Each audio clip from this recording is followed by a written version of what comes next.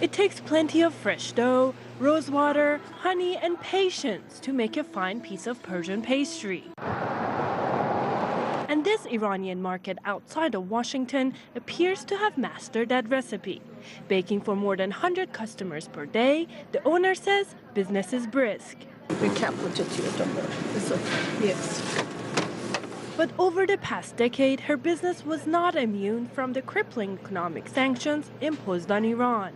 Banned imports included a bestseller, the Persian pistachio, Iran's second largest export after crude oil. It had a terrible impact. We couldn't buy most Iranian goods anymore. With sanctions lifted, I'm hoping to get them back in the store, and they will be cheaper overall.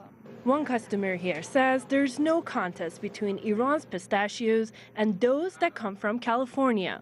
It's in the taste. Iranian pistachios are more superior in quality. It's something you can't find in the U.S., so I'm so happy they will be available. So if you are a fan of Persian pistachios, you're in luck because these salty snacks are finding their way back into the U.S. But that might take a real bite out of the domestic growers in California.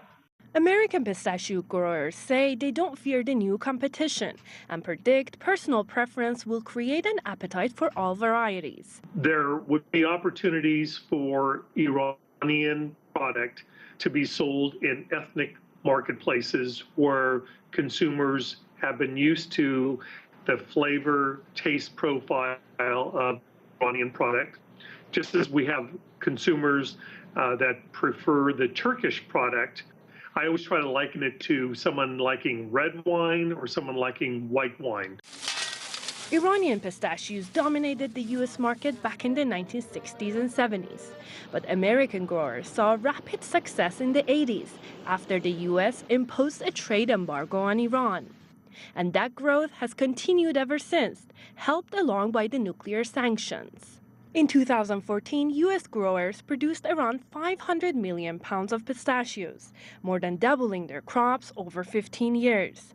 Both countries' pistachio markets are worth around $1.3 billion, and Iran is enthusiastic about reintroducing what it calls its king of nuts to the U.S., confident it will appeal to Americans. That remains to be seen, but it's clear there will be more options for American pistachio lovers to go nuts over and compare quality and taste for themselves. Elmira Jafari, CCTV, Washington.